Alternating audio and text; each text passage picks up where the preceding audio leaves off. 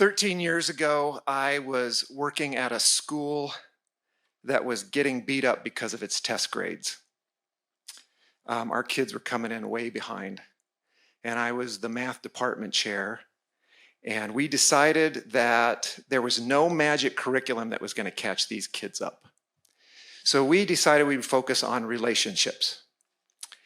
And I started telling personal stories to my students as a way to get their attention and sometimes just to get their heads up off of their desk.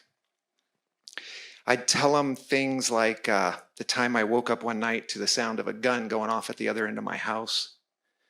And maybe one of my stepdads is getting hauled off in handcuffs after he's beaten my mom in a drunken rage.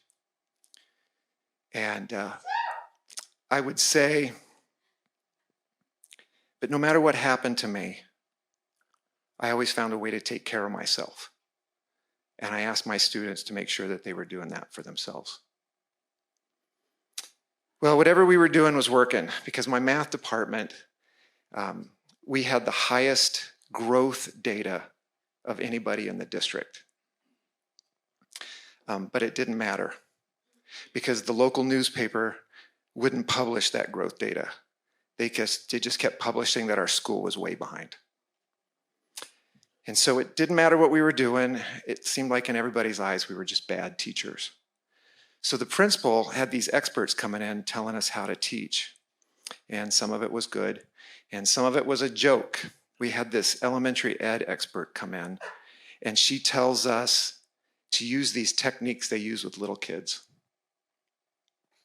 And we're like, you know what? You come in here and model that for us. And she refused. She knew our kids would eat her alive. Right? Our kids had this reputation for if a sub didn't know what they were doing, these subs would be running out of the building by 9 a.m.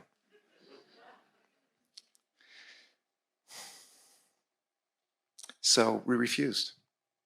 And my principal and I butted heads for a while, and then I got a note. He told me he wanted me to show up in his office, and I might want to bring a representative from the union.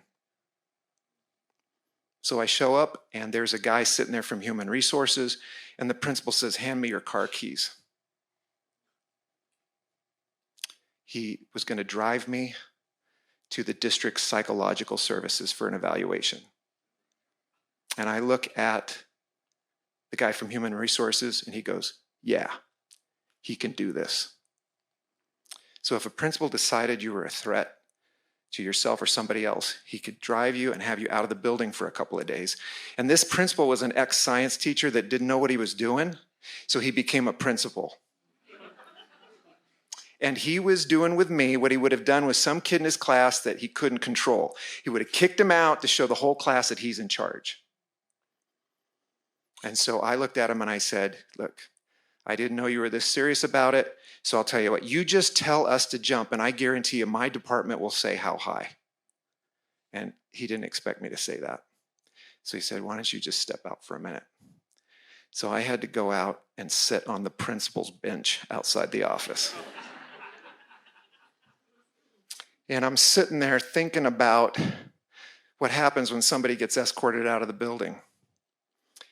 The rumors start flying that they've been drunk or they've done something inappropriate with a kid. And I realized that if I didn't show up that next day, my students were going to start asking where I was.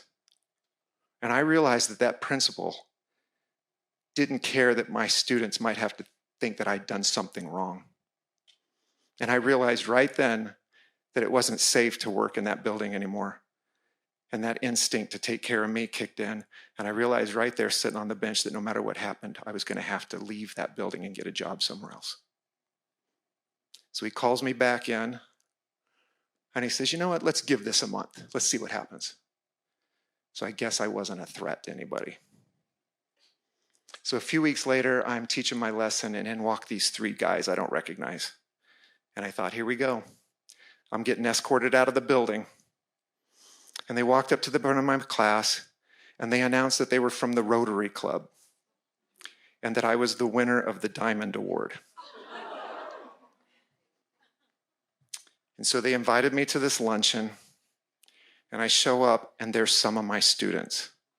Because the way you win this award is that kids nominate you. And so I got to hear how whatever I was doing was making a difference to these kids. And what I really heard was how desperate these kids were to have people around them that knew what they were doing. And it hurt because as those kids were reading what they wrote, nobody knew that I'd already gotten a job at another school.